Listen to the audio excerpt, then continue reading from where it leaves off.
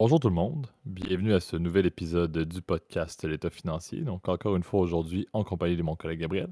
Et salut tout le monde, salut JP. Et pour ce nouvel épisode de la saison 7, bon, on est encore, je pense, avec un petit décalage, là. On l'avait dit dans le dernier épisode, on s'excusait énormément là, du délai ou du retard qu'on a eu, mais notre objectif est de remettre ça sur les rails d'ici à la fin de la saison 7, qui approche d'ailleurs à grands pas. Là, la fin de l'année 2023 va nous amener vers la fin de la saison 7 déjà. On va vous faire aujourd'hui, vous allez voir, là, un place au débat pour commencer et un au son de la cloche en deuxième partie. Là, deux sujets d'ailleurs, je te salue et je te remercie Gab. Là, deux sujets qui ont été proposés par Gab alors que j'étais en week-end à l'extérieur de Montréal. Donc je te remercie de les avoir proposés. Dans le premier cas, dans le premier sujet, vous allez voir, je sais que nos chers auditeurs de l'autre côté de l'Atlantique en France, vous allez être contents. Là. Gab risque d'être assez enflammé là-dessus parce qu'on va parler d'un petit sujet politico-juridique français, donc assez intéressant et d'actualité. Puis, deuxième partie, là, on va parler également d'une industrie, entre guillemets, là, si on peut dire, du secteur financier là, qui pourrait connaître un tumulte sous peu. Mais avant toute chose, et avant de lancer l'épisode, je te laisse, Gab, faire le disclaimer de début d'épisode qui risque d'être un petit mix de oui marché, mais surtout le bon vieux classique opinion et courtoisie dans les commentaires, je pense. Ouais, bah effectivement, surtout que là, pour le coup, c'est quand même un sujet, comme tu l'as dit, très politique, scandale financiero-politique français. Donc évidemment, le but est de rester, vous le savez, comme d'habitude, chers auditeurs, très courtois dans les commentaires et dans vos réponses. Mais n'hésitez pas quand même par contre à prendre place au débat. C'est un peu le but du, comme le nom l'indique, place au débat, hein. C'est vraiment l'objectif. Donc n'hésitez pas à nous partager effectivement vos opinions et ce qui vous passe à travers la tête dans les commentaires sur YouTube ou par mail si vous préférez nous écrire directement. Sinon, effectivement, comme tu l'as dit, bah, tout ce qu'on va parler dans la section plus revue de marché au son de la cloche, vous êtes bien au courant que tout ce qu'on parle, il s'agit que de notre opinion personnelle. Il ne s'agit pas d'une recommandation officielle de placement. Et on vous a dit toujours à prendre contact avec un expert quiconque est autorisé là où vous trouvez. Lui seul ou elle seule sera en mesure de déterminer avec vous bah, quelles sont les meilleures options disponibles pour votre portefeuille de placement, à votre profil d'investisseur et à votre tolérance au risque. Investissez ce que vous êtes prêt à perdre. Et évidemment, le podcast ne serait pas responsable en cas de perte de capital qui serait subie en cas de sujet. En tout cas, si vous décidiez de mettre des sous, on va dire, dans quelque chose dans lequel on parle, le but, encore une fois, c'est à des fins didactiques, puis de pédagogie et de convivialité qu'on discute ces sujets-là. Par contre, n'hésitez pas, encore une fois, si jamais vous avez des questions, à nous les poser dans les commentaires. Ça nous fera plaisir de pouvoir y répondre bah, du mieux qu'on le peut. Excellent. Donc disclaimer en bonne et due forme. Merci, Gab. Lançons en force le premier segment pour l'épisode d'aujourd'hui, le place au débat. Parfait. Je dois d'ailleurs reconnaître là, dans ton introduction, Gab, que le jeu de mots, en général, c'est moi qui est le spécialiste de l'humour de jeu de mots. Là. Dans ton contexte, prenez place au débat. Effectivement, c'était C'est très vrai? bon, je dois le noter. Mais bon, sujet, comme on l'a dit, très politico-français. Je me lance dans l'introduction et par la suite, je laisse Gab sauter dans la fosse au lion là, et aller un peu de tout bord, tout côté, à mon avis, là, avec les détails et les ajouts d'informations, là, parce que c'est un contexte que bon, je connais très bien, votre cher ancien président de la République, là, M. Sarkozy, là, mais bon, on en parlait en off justement, là, l'ensemble des affaires qui peuvent avoir, qui impliquent directement ou indirectement M. Sarkozy, là, autant tu sais, dans la durée de sa carrière politique et même dans la durée de sa vie, là, plus globalement. Ça ne fait pas forcément énormément les manchettes au Canada, et du moins, c'est juste, on sait que c'est un personnage qui est plutôt complexe et qui, bon, c'était des hauts et des bas pour bien des raisons. On veut parler, par contre, un peu plus aujourd'hui là, de l'affaire Big Malion, qui, bon, encore une fois, prononciation, j'espère que j'ai lu first time right. D'ailleurs, Gab, sinon, corrige-moi. Mais une affaire qui est quand même assez intéressante, comme je dis, je l'ai fortement découvert en préparant les notes, là, mais un élément, bon, un peu de fraude liée aux élections ou dans le cadre, c'était en 2012, je ne me trompe pas, dans la campagne de 2012, il y a eu des dépassements Effectivement. il y a eu un dépassement du plafond de dépenses de campagne en 2012 pour le parti de Sarkozy, l'UMP. Et on a réalisé où il a été mis au jour que c'était en grande partie lié à de la fausse facturation envers cette agence de communication-là, l'agence Big Malion, justement. Et c'est justement les montants et toute la sortie publique, et bon, encore une fois, un peu comme le veut le monde. Le monde français, les médias ont sorti avec beaucoup d'informations, là. Donc, je sais qu'il y a eu Libération, entre autres, dans les faits plus concrets, là. L'affaire a commencé, je pense, le 27 février 2014, lorsque le Point là, a accusé Jean-François Copé, là, qui est à ce moment-là président de l'UMP, euh, d'avoir favorisé l'utilisation là, justement de l'agence de communication Big Malion. Et je pense que Copé avait d'ailleurs des liens avec certains fondateurs ou du moins des personnes assez haut placées dans cette agence-là. Donc, il y avait, bon, premièrement, le fait de dire, bon, est-ce que c'était justifié d'avoir cette agence-là qui était retenue par l'UMP, mais au-delà de ça, c'était vraiment la pointe de l'iceberg du problème, parce que non seulement il y avait peut-être anguille sous roche au niveau de, bon, le fait d'être copain-copain entre Copé et les têtes dirigeantes là, de l'agence, mais au final, la réalisation était que ben, l'ensemble des paiements, ce n'était pas pour des services véridiques de l'agence de communication, mais bien des factures cachées là, pour le fait que ben, le parti est allé bien au-delà de ce qu'il pouvait dépenser.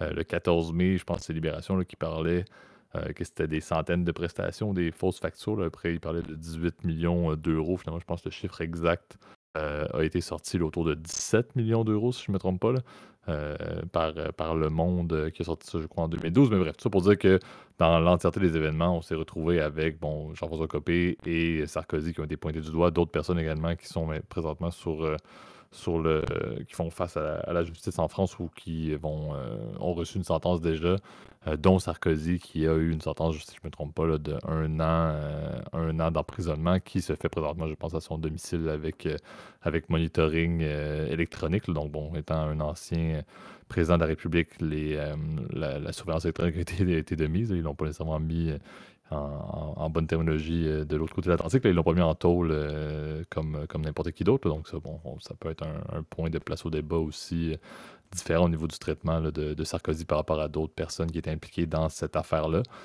Mais reste encore une fois intéressant, surtout avec l'ampleur de l'intérêt politique en France. Là. Je sais que Gab, tu vas vouloir sauter là-dessus, là, mais à chaque fois, je trouve ça fascinant de voir à quel point la politique est parlée 365 jours par année en France. C'est vrai. Lorsque vient le temps d'avoir une affaire juridique qui implique la politique, ça fait encore plus les manchettes. Donc, il y a eu effectivement il y a eu beaucoup d'encre qui a coulé lié à ça. Et bien, beaucoup d'encre également sur ces fameuses fausses factures-là qui ont permis à l'UMP à l'époque, en 2012, là, d'éviter d'être mis sous la sellette là, avec des dépenses, le dépassement justement des frais de campagne. Ouais, tu l'as bien dit, JP, c'est ça. C'est un scandale d'une complexité aussi qui est difficile à réaliser, en fait. Comme tu l'as dit, ça mélange plusieurs affaires. Alors pourquoi d'ailleurs on a voulu parler, en fait, de ce sujet-là? C'est comme tu l'as dit, le président Sarkozy a été finalement condamné en appel la semaine passée, en fait, à 1 an de prison avec sursis. Donc rappelons, pour ceux qui sont un peu moins familiers du terme judiciaire, c'est que il était en première instance, donc à son premier procès, il avait été condamné à 1 an de prison ferme. Et l'idée, c'est que le prison ferme, si tu veux, bah, techniquement, tu n'es pas libre de tes déplacements, etc. Quand tu as du sursis, bah, c'est qu'en fait, la justice te donne le droit, par contre, à te pardonner, en fait, et à te laisser une période de probation, en fait, dans laquelle tu dois bien te comporter. Si, par contre, il s'avère que tu fasses faire un autre nouveau crime ou un nouveau délit, et ben là, tu peux effectivement être condamné à de la prison ferme automatiquement. C'est un peu le but du sursis. Et c'est ce que Sarkozy évitait, en fait. Même le sursis, si tu veux, est inscrit à ton casier judiciaire. Donc, l'argumentaire de Sarkozy dans ces différentes affaires, parce que rappelons qu'il a quand même pas mal, pardon de l'expression, mais un peu la merde au 1-1-1, parce que ça fait quand même la 5 ou 6e affaire dans laquelle il est impliqué indirectement ou indirectement. Et ça commence à peser lourd, effectivement. Et la preuve de ça, son argumentaire de défense dans plusieurs affaires était que je n'ai jamais été condamné, j'ai un casier vierge, etc. Euh, on m'a toujours voulu m'inculper, mais on m'a jamais condamné. Et ben là, c'est la deuxième affaire qui se fait, comment dire, condamner. Donc, Big Malion, effectivement, tu l'as dit, c'est un mélange, en fait, effectivement, de fraude électorale, parce que effectivement, en France, contrairement, par exemple, aux États-Unis, eh ben, t'es limité au niveau de tes dépenses électorales. Alors, le plafond il est déterminé à chaque élection, et en fonction de ton score au premier et au deuxième tour. Et ce plafond, effectivement, peut être augmenté, effectivement, si jamais tu atteins le deuxième tour ou que tu as atteint un certain pourcentage. Souvent, une partie de tes frais aussi est remboursée sous forme en fait par l'État. Si tu obtiens par exemple 5% en premier tour, eh ben, tes dépenses de campagne sont intégralement remboursées.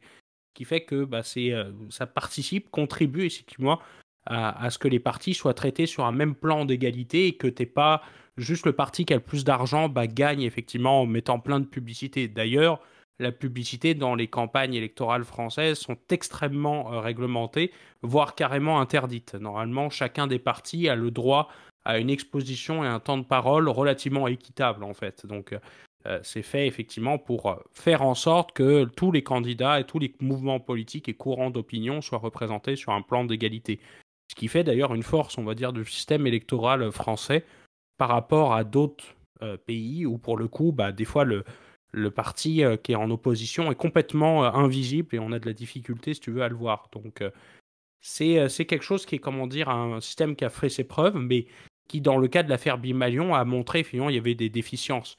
Parce que, comme tu l'as dit, il y a eu un dépassement du plafond. Alors, le clan Sarkozy, en tout cas son comité de campagne, a créé en fait une deuxième comptabilité, une comptabilité secrète, qui a été payée en fait par les cotisations des adhérents. Rappelons que souvent les deux cagnottes, donc soit le fonds de la campagne et le fonds du parti, doivent être complètement séparés à des fins de transparence, puis au niveau de la réglementation électorale, tu peux pas transférer des sous du compte du parti vers le compte du candidat, c'est interdit. Le nombre de dons est limité, etc. Donc, ce qui fait que normalement, tu peux pas avoir des dons, par exemple, en espèces pour un certain montant, pour éviter, encore une fois, la fraude électorale. Et l'affaire Big Malion, comme tu l'as dit, eh ben, tout simplement, le clan Sarkozy s'était en fait amusé en fait à créer effectivement une deuxième comptabilité secrète, donc qui était payée en argent comptant, et avec un système de fausse facturation à l'UMP, dans lequel en fait le montant de ces prestations ont été pour le coup artificiellement, en tout cas la justice, et là je ne mets pas de conditionnel parce qu'il a été condamné, donc normalement c'est la vérité judiciaire, ils ont artificiellement fait des facturations trop chères par rapport à ce qui était demandé. Faut remarquer d'ailleurs que le clan Sarkozy, dans la campagne de 2012, avait fait énormément de meetings ou des événements où Big Malion avait été choisi en fait de manière favoritaire. Parce que, comme tu l'as dit, il y avait énormément de conflits d'intérêts. La société a été fondée par deux amis du président du MP de l'époque, qui s'appelle Jean-François Copé, comme tu l'as nommé, et qui lui aussi a été pas mal impliqué dans plein d'affaires relativement louches, notamment avec ça, c'est peut-être un autre épisode de podcast, mais l'affaire du financement libyen de la campagne de Sarkozy. Donc ça date de 2007, donc c'est la campagne précédente. Et donc, tu vois, c'est beaucoup de problèmes en fait qui se sont accumulés effectivement sur cette campagne-là. Donc, fausse facturation, surfacturation, non-divulgation de dépenses de campagne, conflit d'intérêts. C'est déjà quand même beaucoup d'éléments, si tu veux, qui sont à matière effectivement à se poser qu'il n'y a pas en fait une énorme escroquerie effectivement et que ce soit les adhérents en fait aussi du mouvement politique UMP qui se sont retrouvés à payer en fait deux fois pour en fait faire de l'argent, donner de l'argent à des copains en fait. Donc au final en fait on estime qu'effectivement une partie de l'argent aurait été peut-être détournée et serait retournée en fait peut-être indirectement ou directement si tu veux à ceux qui en fait organisaient la campagne. Donc ça pose effectivement beaucoup de problèmes d'un point de vue d'éthique, effectivement, et puis des problèmes d'un point de vue de tout simplement de l'égalité par rapport à la réglementation en vigueur. Et ce qui est intéressant, comme tu l'as dit, c'est que les journalistes, en l'occurrence, on va pas me défendre que je suis quelqu'un de gauche. La plupart du temps, on m'accuse justement d'être un peu radical dans le contraire, mais ce sont grâce aux journalistes de Mediapart, donc ils sont souvent classés plutôt à la gauche de l'échelon politique français, qu'ont réussi en fait à découvrir tout ce stratagème, etc. Donc bravo à eux, et puis ils ont permis effectivement à divulguer l'une des plus gros scandales, on va dire, politico-judiciaires. Ce qui est intéressant, encore une fois, avec cette affaire-là, c'est que, eh ben, en fait, elle vient toujours en fait hanter le spectre politique français, puisque la droite s'est jamais réellement remis de ça.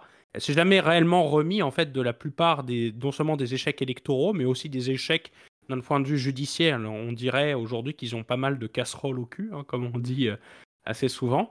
Et l'affaire Big Malion a très clairement contribué effectivement a donné une très mauvaise image, en tout cas, à cette partie, en tout cas, ce camp politique qui, depuis, s'est jamais véritablement remis de ces affaires-là.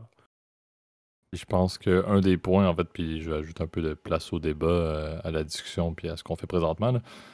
Je le mentionnais, le fait qu'en France, il y a beaucoup de. Il y a une loupe assez claire sur la politique, là, dans le monde médiatique, mais même dans l'intérêt plus global de l'ensemble des Français.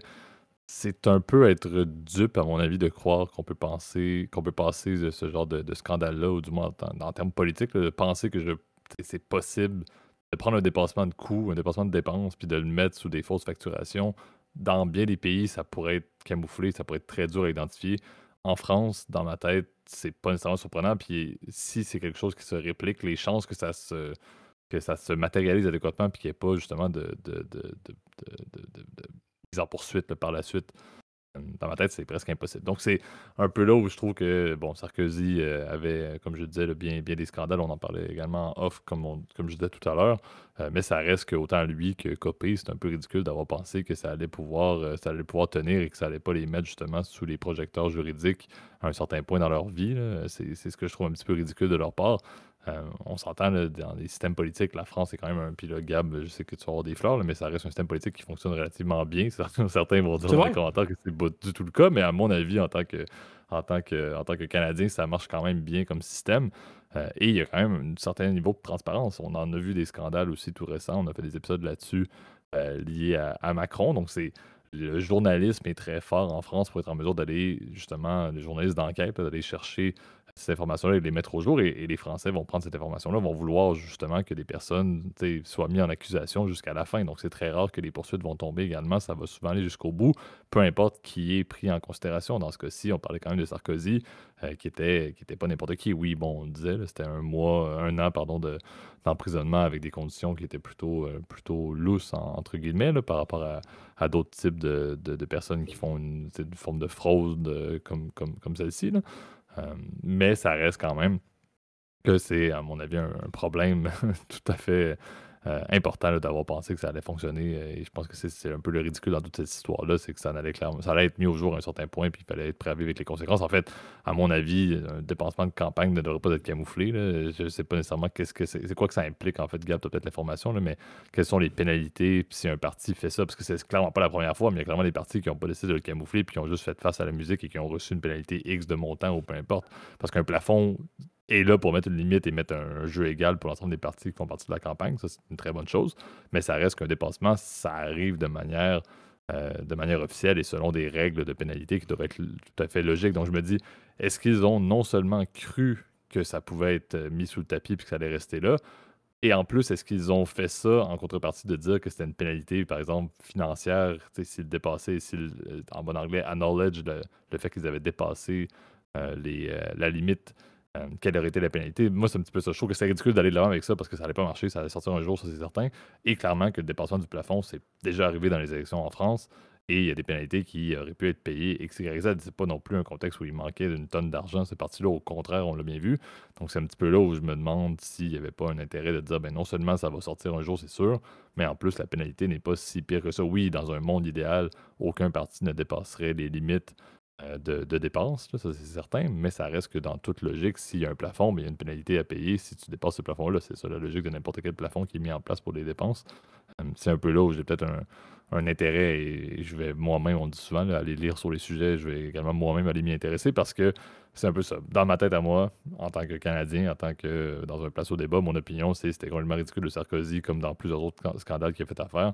Mais clairement que sur papier, au moment où ils ont pris cette décision-là de faire des fausses factures à une agence de communication, ça ne faisait clairement aucun sens. Je vois même pas comment est-ce que le décisionnel a pu amener ça. Encore une fois, bon, tant mieux, Sarkozy n'était plus au pouvoir après ça, là, donc c'est pas une mauvaise affaire. Mais ça reste quand même assez fascinant de voir où est-ce que c'en était et les proportions que ce scandale-là ont pris. Ou les proportions que ce scandale-là ont pris non seulement, mais aussi le fait que ça a pris jusqu'en 2023 avant qu'il y ait des mises en accusation, alors que c'était une histoire de 2012. Donc ça, c'est un point également à noter. Mais après, la justice, effectivement, comme dans la plupart des pays, est très lente, hein. On sait que c'est un des fléaux, effectivement, du système judiciaire dans la plupart des pays, c'est que souvent, en fait, tu es mis en examen, comme on dit le terme exact dans la justice, donc, ou accusé. Je crois que c'est l'ancien terme, en tout cas en droit français, là. Donc, quand tu es mis en examen, ça peut prendre jusqu'à plusieurs années, en fait, effectivement, à ce que le contentieux judiciaire se règle. Parfois même, le contentieux judiciaire s'éteint, en fait, avec la mort, en fait, de l'accusé, hein. C'est déjà arrivé, par exemple, dans la fameuse affaire Bernard Tapie, hein, on pourra en reparler dans un autre épisode, parce que là, pour le coup, c'est d'une complexité encore plus élevée que Big Malion. Mais alors j'ai pas malheureusement pas les montants effectivement qui sont prévus effectivement en cas effectivement de sanctions financières pour le candidat. Mais c'est sûr que le plus grave, c'est qu'effectivement tu peux être condamné à de la prison. Je crois jusqu'à 5 ans en tout cas de prison ferme. La loi prévoit un cadre assez large. Et ça peut aller aussi jusqu'à l'inéligibilité, effectivement, l'illégibilité, pardon, du candidat. Donc tu peux même être récusé de droits civiques. Ça veut dire que tu n'as plus le droit de vote et tu peux plus avoir de passeport, par exemple. Donc ça peut être très emmerdant si tu veux voyager. Bon, bah t'es oublié. Oublions pas que malgré, en fait, déjà quand tu as un casier judiciaire, voyager est très compliqué, hein. Donc dans tous les cas, ça ne te concerne pas. La plupart des pays, d'ailleurs, te refuseront l'accès à leur territoire, notamment les États-Unis et le Canada, par exemple. Donc ça, c'est sûr un des problèmes.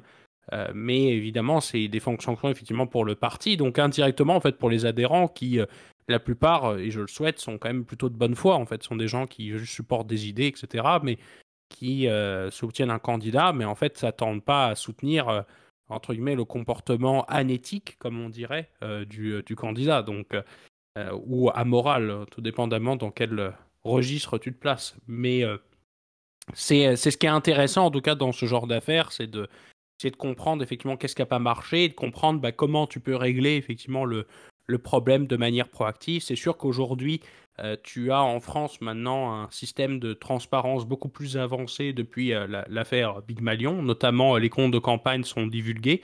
Ils sont beaucoup plus contrôlés aussi en amont et en aval. Et je pense aussi qu'ils sont tout est fait aussi. Il y a maintenant une fameuse haute autorité à la transparence. Donc les candidats doivent divulguer en fait leur compte personnel. Bon, ils sont pas tenus de savoir les soldes exacts, etc. Puis qu'est-ce qu'ils ont dedans, mais ils sont tenus de fournir comme un espèce de bilan financier, de savoir c'est quoi leurs actifs, c'est quoi leurs passifs, etc.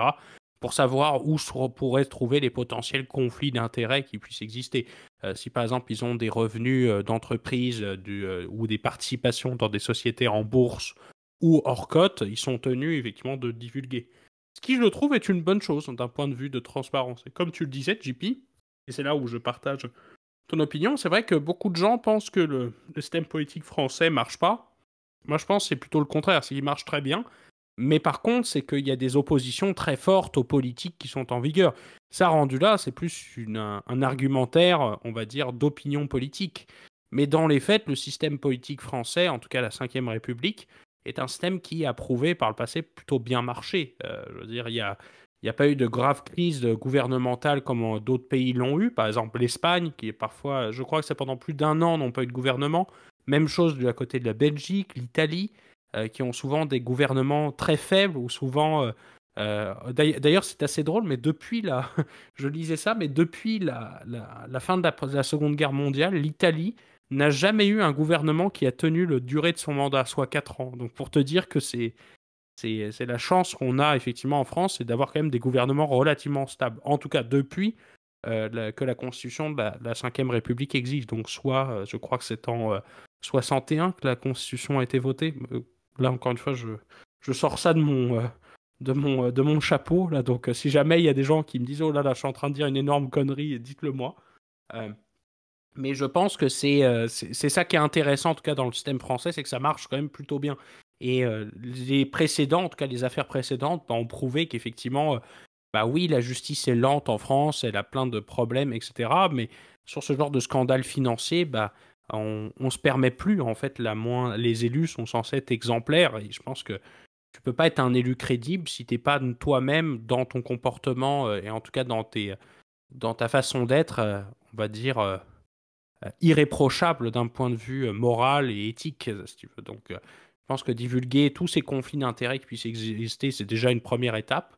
Et la deuxième étape, c'est d'éviter évidemment tout ce genre de stratagèmes, évidemment, qui en fait pourrissent l'opinion qu'ont les gens du système politique, parce que malheureusement, ça contribue, si tu veux, à ce que les gens soient vraiment dégoûtés de la politique, de voir ce genre de stratagème. Alors rappelons que, juste pour terminer cette parenthèse-là, là, puis je laisserai JP si jamais tu as d'autres éléments à rajouter, là, mais rappelons quand même que Sarkozy a encore quelques options pour peut-être se sauver. Ça se complique quand même. La première option, c'est le fameux pourvoi en cassation.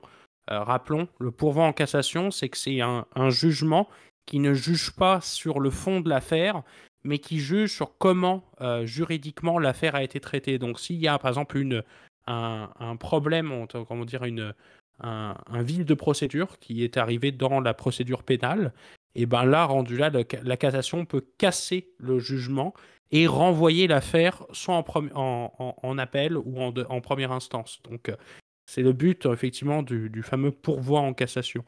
La dernière option, si jamais le pourvoi en cassation n'a pas fonctionné, il y a l'option évidemment de la Cour européenne des droits de l'homme. Alors là, on s'en voit très très loin, mais la Cour européenne des droits de l'homme fonctionne un peu comme la Cour de cassation, mais à un niveau européen. Donc elle juge effectivement, encore une fois, de la procédure et non pas du fond de l'affaire. Donc encore une fois, le procès devrait être renvoyé, en l'occurrence, aux assises ou en cour d'appel, si jamais effectivement la Cour européenne des droits de l'homme casse effectivement le jugement de la première instance ou de la cour d'appel. Donc c'est comme ça que ça fonctionne. Mais donc les options sont de plus en plus limitées. Et malheureusement, j'ai l'impression que Sarkozy commence à s'enfoncer très dangereusement vers de plus d'affaires. On sait qu'il a été condamné dans l'affaire des écoutes, si vous écoutez plus les feuilletons politico-judiciaires français. La fameuse affaire Paul Wismuth, je t'en parlerai pas, JP, parce que je risque de t'endormir, mais c'est très intéressant, allez lire là-dessus. Il est mis en examen, je crois, dans l'affaire du financement libyen de la campagne de 2007. Donc, il y a encore effectivement énormément de doutes qui se posent effectivement sur ce financement de cette campagne-là, avec des soupçons évidemment de financement du clan Kadhafi et d'un intermédiaire un peu scrupuleux qui s'appelle Ziad Takedine. Donc, je vous invite, pareil, à lire là-dessus si vous êtes intéressé. Effectivement, ça commence, son horizon politique commence à être de plus en plus compliqué. Et je pense que là, sa carrière politique est d'ores et déjà bel et bien terminée. Lui qui rêvait d'un retour, effectivement, en 2017 sur la scène politique, je pense que c'est désormais complètement terminé, là.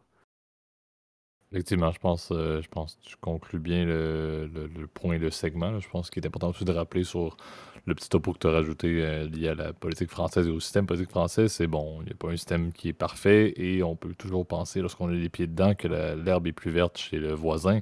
Mais en réalité, c'est vrai que ça fonctionne plutôt bien. Et tu l'as dit, le fait d'avoir des débats, tant que c'est fait sur une base qui est raisonnable, ben, c'est un système qui fonctionne s'il y a des débats et s'il y a justement de la liberté d'expression à certains points.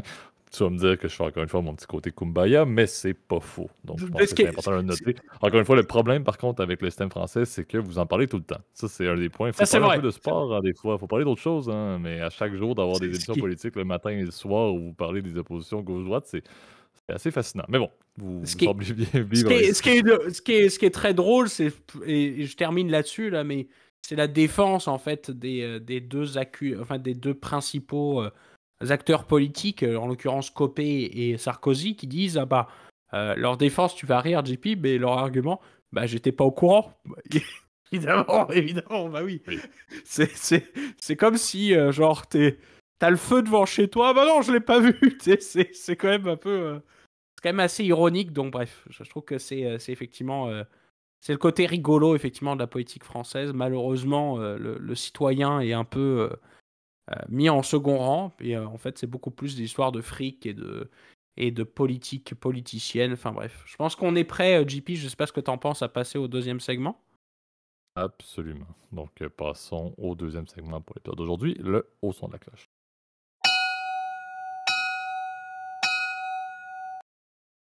Parfait. Donc deuxième segment lié à, je le disais en début d'épisode, là, à une industrie, industrie difficile à atteindre, difficile à comprendre, difficile à lire et à analyser. Et c'est un peu ça le point de notre discussion d'aujourd'hui. On veut parler de l'industrie des fonds privés là, qui inclut à la fois, c'est sûr que les classiques, là, on parle des hedge funds, on parle des fonds de venture capital, on parle des fonds de private equity. C'est une industrie qui, durant la pandémie, même depuis, là, a pris de l'ampleur de manière assez drastique. Là, on parle maintenant d'à peu près 25 trilliards de dollars. En anglais, c'est trillion, là, mais la traduction exacte, à force, lorsqu'on est rendu à ces sommes-là, c'est fascinant. Mais ça reste une industrie qui a toujours bien marché, qui est fondée sur quoi? Ben, on le sait, dès qu'on parle de privé, on parle de ben, les gestionnaires de fonds n'ont pas nécessairement énormément de divulgation à faire sur leurs activités à eux, n'ont pas beaucoup de réglementation sur comment est-ce qu'ils doivent fournir l'information ou la performance, par exemple, sur une base périodique là, au niveau de leurs clients. Donc, c'est très, une industrie qui est très libérale, entre guillemets, au niveau de la manière dont ça peut être appliqué. Ça a fonctionné très bien et c'est en grande partie cette opacité-là qui fait de l'industrie des fonds privés, là, justement, qui fait la force de l'industrie des fonds privés. Mais le problème et le point qui est important à discuter présentement, c'est que, bon, est-ce que cette industrie-là peut réellement perdurer, sachant que ben, certains scandales récents liés à des compagnies privées, on peut penser au FTX de ce monde et compagnie. Donc, l'opacité des compagnies privées et donc indirectement des fonds privés également amène les régulateurs et surtout les SEC aux États-Unis là, à peut-être s'intéresser à dire bon, mais qu'est-ce qu'on peut faire pour tenter de légiférer un petit peu cette industrie-là. Et qui dit légiférer une industrie qui fait sa force en partie de cette opacité-là, ben, c'est là que ça peut amener un certain niveau de doute à savoir quel va être l'effet sur l'industrie qui était, comme on l'a dit, dans un contexte de boom absolu là, au niveau de la quantité d'argent qui s'est retrouvé et qui est investi. On sait que les fonds privés, surtout les hedge funds et compagnies, c'est soit des grandes fortunes, ça peut être également des grands investisseurs institutionnels. C'est pas souvent des compagnies ou des investisseurs qui ont vraiment intérêt à ce que leur performance ou leur information soit partagée de manière plus publique par leur gestionnaire de fonds, par exemple, ou qu'il y ait des obligations du gestionnaire de fonds à partager de l'information, même si c'est très minime et que c'est pas directement lié à eux, mais qui reste quand même une certaine point d'entrée, là, un petit visuel sur ce qui se passe réellement en arrière des murs là, des fonds privés. Donc, c'est sûr que c'est pas super nécessairement pour les clients non plus. Donc, c'est pas super pour les fonds qui vont devoir changer leurs pratiques et qui vont devoir également investir à un certain point dans des ajustements, là, que ce soit au niveau d'avoir des avocats qui vont aller s'opposer aux différentes politiques de régulation du SEC ou bien juste de devoir implémenter à différents niveaux là, de points de régulation à l'interne pour justement comply, en bon anglais, là, avec la SEC. Donc, le point de doute, c'est quel va être l'effet avec ça. C'est imminent, à mon avis, que la SEC n'aura pas le choix de commencer à légiférer davantage les fonds privés. C'est sûr que ça va passer avec justement des balises de publication de performance de ces fonds-là, des balises sur qui, tu sais, comment est-ce que ces fonds-là investissent, comment est-ce que ces fonds-là divulguent la performance aux clients, qui sont les clients et comment est-ce que se fait l'acquisition de clients auprès de ce genre de fonds-là également. Donc, comme on le dit, c'est sûr que c'est imminent, ça risque pas d'être, espérons-le, là, parce que ça va être un choc si c'est fait tout d'un coup. Là, à mon avis, ça va être très progressif au niveau du SEC qui vont implémenter ces différentes politiques-là. Mais ça va arriver. Maintenant, quel est l'effet sur l'industrie, comme je mentionnais? À mon avis personnel, et certains experts semblent le mentionner, là, les grands joueurs, les grands hedge funds, les grands fonds de VC, puis les grands fonds de PI, là, ils vont pas tomber, là, on s'entend, là, ça va tenir. Là, les BlackRock de ce monde vont pas commencer à changer les piliers vont commencer à crouler sous la pression du SEC. Là, ça n'arrivera pas. Par contre, peut-être l'inquiétude peut être axée sur les plus petits joueurs, les plus petits fonds là, qui fonctionnent très bien et qui ont quand même une part du gâteau.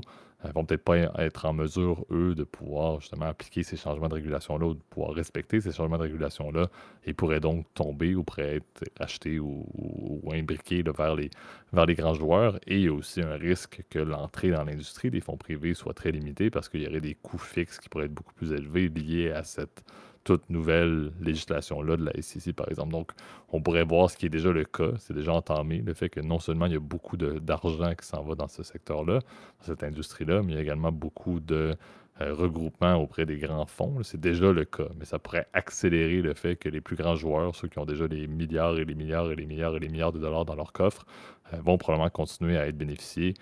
Et cet écart-là entre les plus gros joueurs et les plus petits joueurs dans ce qui s'avère être présentement le secteur de la finance moderne, de la finance de marché moderne qui a le plus de cash, là, en bon anglais, que ça va encore une fois se retrouver dans les mains des mêmes. Et donc, BlackRock, principalement.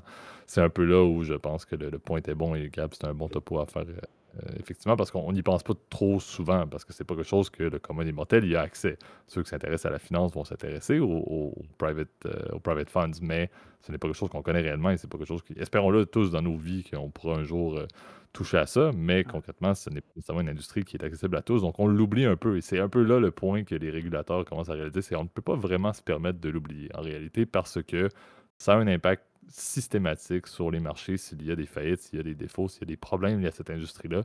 les régulateurs l'ont réalisé. Ils le savaient depuis un bout. Il y avait peut-être des jeux de coulisses qui faisaient en sorte que la SEC n'allait pas nécessairement mettre de régulation sur les private funds, l'industrie des private funds. Mais théoriquement, je pense il y a un peu anguille sous roche sur le fait que ça doit arriver. Est-ce que ça va être 2023? Clairement pas. On est rendu en décembre. Mais probablement que c'est ce genre de projet de loi qui va devoir passer. Maintenant, il y a aussi un petit lien entre la SEC et les politiques de la SEC et ce qui se passe plus globalement dans le monde financier américain. On verra la suite. Ouais, bah, ce qui est assez complexe, c'est qu'effectivement, il y a déjà eu tout un nouveau set effectivement de régulation supplémentaires, donc de réglementation, pardon, désolé pour l'anglicisme, supplémentaires qui ont été adoptées le mois passé, mais ces dernières étaient beaucoup plus limitées par rapport au projet initial de la SEC qui était de complètement en fait déréguler cette industrie en fait et faire en sorte en fait réguler pardon cette industrie et faire en sorte qu'effectivement elle soit soumise aux mêmes exigences réglementaires que la plupart des fonds qui sont disponibles à des investisseurs. Rappelons que la différence en fait entre des fonds de private equity et des fonds, par exemple, que vous pouvez acheter vous en tant que client, etc., c'est non seulement le minimum et pour mettre évidemment dedans est beaucoup plus élevé, malgré que JP, je pense que toi, il te manque juste $100 pour pouvoir rentrer en private equity. On n'est pas loin du million là, de tes actifs. Je plaisante évidemment là. Enfin, je te le souhaite effectivement un jour que ça arrive là, mais euh, ce qui est c'est ça, c'est qu'effectivement les minimums sont plus élevés et souvent en fait c'est ça, tu as beaucoup moins d'informations qui est disponible. C'est un peu comme de la potion magique, tu fais confiance effectivement aux gestionnaires d'actifs. Alors tu as parlé de BlackRock, mais c'est peut-être pas le plus gros, hein. Le plus connu évidemment c'est KKR, tu as peut-être entendu parler de Carlyle, on en a parlé dans un des épisodes. Il y a évidemment Blackstone, etc., qui sont d'autres fonds, comment dire, assez importants. Il y en a plein d'autres aussi, pareil, en Europe. Donc, évidemment, c'est des firmes très importantes, effectivement, et puis qui contribuent, si tu veux, à injecter, à faire des opérations de financement complexes, qui sont parfois très décriées, hein, évidemment, dans le milieu financier, parce que souvent, évidemment, c'est des montages financiers complexes et que d'une question de fric, en fait. C'est pas forcément une question de réinvestir dans des compagnies, faire en sorte que la compagnie embauche plus, etc. Donc, ce qui fait que parfois les gens, et à raison, souvent critiquent l'influence néfaste des fonds de private equity dans notre économie. Ça rendu là, c'est un autre débat. Mais le but était effectivement de faire en sorte qu'effectivement les divulgations soient beaucoup plus améliorées. Rappelons que les fonds de private equity, eux, ils sont tenus effectivement de fournir en fait de manière légale aucune information aux clients. C'est-à-dire ils ont un set évidemment minimum comment dire, de réglementation, notamment de fournir un rapport annuel, mais ils ne sont pas tenus par exemple de fournir une cotation par exemple trimestrielle. Ils ont des règles effectivement pour pouvoir rendre l'argent aux actionnaires qui dépend effectivement d'un contrat qui est signé. Tu as même des contrats qui sont parfois personnalisés à chaque client, c'est-à-dire que chaque client n'est pas traité également. Tu as ce qu'on appelle une pratique qui s'appelle les side letters. Donc il dit ça c'est le contrat officiel, mais on a signé hors dehors de contrat une clause qui me permet par exemple de pouvoir par exemple sortir du fonds par exemple 3 mois avant la date prévue, etc. Et donc ça fait en sorte qu'effectivement, tu as certains actionnaires ou investisseurs dans ce genre de fonds et ben, qui ne sont pas traités de manière égale avec d'autres personnes. Donc ça crée effectivement un problème. Et donc cette réglementation a permis effectivement d'interdire la plupart des side letters, sauf quelques-unes. Et le quelques-unes, je ne pourrais pas te le décrire parce que c'est extrêmement complexe, c'est du langage d'avocat professionnels en réglementation, etc. Mais la SEC a tombé sous la pression effectivement des très gros noms, notamment même des firmes spécialisées par exemple en venture capital. On sait que pareil, cette industrie-là fonctionne un peu comme le private equity de manière très dérégulée, de manière très opaque. Et ce qui fait qu'effectivement, les acteurs du venture capital se sont pas mal levé leur bouclier pour dire non, non, non, nous on veut pas. Pourquoi ils veulent pas? Bah, tout simplement, il y a aussi une histoire de copains, etc. Mais je pense qu'il y a aussi une question de potion magique, de savoir comment ces gens-là font de l'argent et comment ils permettent de générer des rendements parfois aussi intéressants hein, que peut le faire effectivement le private equity.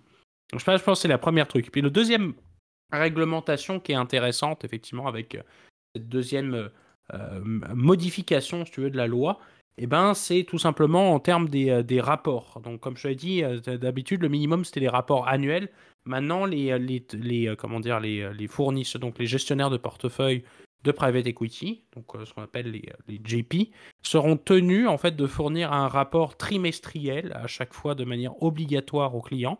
Ils ne seront pas divulgués sur le site de SEC comme c'est le cas par exemple avec les fameux 10Q ou les 10K. Par contre, ils seront effectivement obligés effectivement de le fournir à tous les investisseurs. La calcul de la performance devra être standardisé, ce qui rend le calcul effectivement beaucoup plus intéressant parce que par le passé, le rendement était calculé de différentes façons. Par exemple, des fois, tu avais le rendement qui était basé sur une base composée. T'en avais, ça incluait pas les dividendes. T'en avais, ça incluait pas les frais. Des fois, ça incluait les frais. Donc, c'est très compliqué si tu veux. Et là, maintenant, la base de calcul sera standardisée et ces comptes devront effectivement être audités au moins une fois par année. Alors que par le passé, c'était pas obligatoire d'être audité. Malgré que beaucoup de fonds le faisaient déjà, puisque tu vois, moi, dans mon travail, ça nous arrive effectivement ça m'est arrivé de travailler sur des missions effectivement d'audit justement de ce genre de fonds et effectivement la plupart sont audités parce que c'est plus transparent effectivement pour l'investisseur. Ça s'assure que le gestionnaire d'actifs en private equity s'amuse pas à inventer les évaluations qui sous-tendent le rendement. Parce que le rendement, effectivement, lui, il est calculé sous la base d'une évaluation. Cette évaluation aussi, elle devrait être fournie par une tierce partie indépendante, ce qui va booster l'intérêt effectivement de beaucoup de firmes d'évaluation qui fournissent justement ce genre d'évaluation trimestrielle et faire en sorte qu'effectivement tu aies une réconciliation correcte et indépendante effectivement de la juste valeur marchande de chacun des actifs. Parce qu'évidemment, comme c'est des actifs privés, bah, tu n'as pas de cotation comme à la bourse qui te permettent de savoir combien vaut ce truc-là. Par contre, dans les faits, effectivement, l'évaluation elle est basée sur les cours de la bourse et sur les multiples d'évaluation du marché. Donc ça, c'est l'intérêt effectivement de cette réglementation, c'est de s'assurer effectivement que l'évaluation n'est pas fournie par, en fait, à l'interne et qu'elle soit pas potentiellement biaisée par le fait que ce soit quelqu'un de l'interne qui fournisse les chiffres. Donc c'est ce genre d'exemples qui sont intéressants effectivement à suivre et je pense qu'ils vont permettre effectivement de faire en sorte que cette industrie qui, faut l'avouer, était un peu une jungle, effectivement en termes de réglementation, de questions de frais, de questions de traitement de faveur, donc les fameux side letters qui ne seront plus disponibles désormais. Et je pense que ça va permettre effectivement de s'assurer que les choses sont de plus en plus transparentes. Je crois qu'aussi au niveau des transactions, ils seront obligés d'obtenir par exemple ce qu'on appelle des secondaries, donc c'est-à-dire des transactions secondaires donc, qui sont lancées par le gestionnaire de portefeuille. Ils n'auront pas le choix d'obtenir une fairness opinion, c'est-à-dire pareil une évaluation qui s'assure qu'effectivement l'opinion, la valeur marchande des actifs est adéquate et comment dire et correspond au minimum les attentes effectivement d'un marché efficient. Tu vois, donc c'est ce qui permet effectivement c'est ça, de s'assurer que l'industrie est fair. Et donc, la plupart des fonds auront l'obligation de s'y conformer. Ils ont un délai, je crois, de 18 mois, donc 1 an et demi pour pouvoir s'y conformer. Puis, ils auront aussi cette réglementation sera obligatoire pour la plupart des fonds qui ont sous gestion directe 1,5 milliard de dollars américains ou plus. Donc, pour te dire que ça va concerner énormément de firmes de gestion d'actifs et ça va s'assurer effectivement que tout est fait dans les règles de l'art, encore une fois. Tu as pas mal résumé. C'était sur papier un Gabriel Shaw, ça l'a été en entier. Donc je pense que j'ai peu de choses à rajouter à ton explication très bien détaillée en point. Donc c'est ce qui va mettre un terme à l'épisode d'aujourd'hui. Donc merci Gab pour ta contribution comme toujours. Et merci tout le monde pour votre écoute. Comme on l'a dit, on maintient le rythme, on maintient le cap là, avec un épisode par semaine. On ramène le train sur les rails là, d'ici à la fin de la saison. Donc merci, merci à nouveau là, pour tous ceux qui nous écoutent de manière récurrente, surtout dans les dernières semaines, dans le dernier mois. Vous pouvez nous retrouver comme à l'habitude sur YouTube, qui est notre plateforme clé pour les partages de commentaires, soit publics ou privés. Donc sur une base publique, n'hésitez pas à utiliser la zone justement commentaires pour faire des partages d'opinions et des sujets, etc. Si vous voulez le faire de manière plus privée, Gab met, comme il a mentionné en début d'épisode, l'adresse courriel dans la zone de description. Si vous avez aimé le contenu, n'hésitez pas à mettre un like sur la vidéo et à vous abonner à la chaîne en mettant également la cloche pour avoir les notifications. Et pour la majorité d'entre vous qui nous écoutez sur les plateformes audio, vous pouvez nous retrouver sur Apple Podcasts, Overcast, Spotify, Deezer, etc. N'hésitez pas également à vous abonner à la chaîne et à mettre un like sur le contenu. Ça aide beaucoup en termes de référencement numérique. Et comme toujours, Si vous avez des proches, des amis, des collègues, peu importe, qui s'intéressent au genre de contenu qu'on peut partager, qu'on peut publier, là, n'hésitez pas également à leur proposer notre podcast, le Bouche à oreille, comme moi je le mentionne souvent depuis les 7 dernières saisons. Là, c'est la base de la communauté là, du podcast, donc ça me fait toujours plaisir de voir des personnes là, qui ont été référencées vers notre contenu. D'ici à la semaine prochaine, je vous souhaite et je te souhaite, Gab, une très belle semaine. Bonne semaine tout le monde. Salut.